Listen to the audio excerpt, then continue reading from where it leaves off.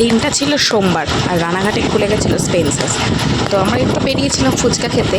ফুচকা খেয়ে কি মনে পড়লো যে আজকে তো স্পেন্সার্স খুলছে, যাই ঘুরে আসি। এখানে এসে দেখছি আমরা একা না, অনেক মানুষ এসেছে, তার মধ্যে আমাদের চেনাশোনা এসেছে, দাদা, বৌদি আর সম্রাট।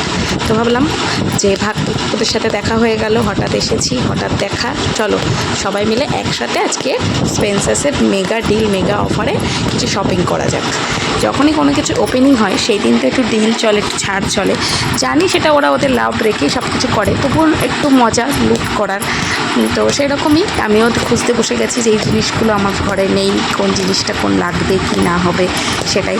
বৌদির হাতে ক্যামেরাটা ধরিয়ে দিয়ে মেয়েদের জন্য খাবার দাবার তুলতে বসে গেছি, কারণ কিছু কিছু জিনিস যেইগুলো মুদিখানার দোকানে পাওয়া যায় না, কিন্তু এরকম শপে কিন্তু ভালোই পাওয়া যায়। তো সব কিছুই দেখছিলাম, আমরা টুকটাক একটা দুটো নিতে নিতে আমাদের বাস্কেট পুরো ফুল হয়ে গেছিলো। আর আজকে ফুল ভিডিওটা শ্যুট করেছি আমি আমার বরের ফোন থেকে, তো সেই জন্য তার লোগোটা স্ক্রিনের ওপর উঠেই আছে। আর হলো গিয়ে আমার ফোনটা আমি বাড়িতে সেদিন রেখেছিলাম, কারণ ফোনে ছিল না একদম চার্জ। ফোনটা চার্জে বসিয়ে ফুচকা খেতে বেরিয়েছিলাম, ভাবতে পারিনি শপিং করতে আসবো। নিয়েছি Harpic, slice, Colin, red bull, coconut water, biscuit, poha, ধূপকাঠি, এই তো মেয়েদের জন্য এনাফ।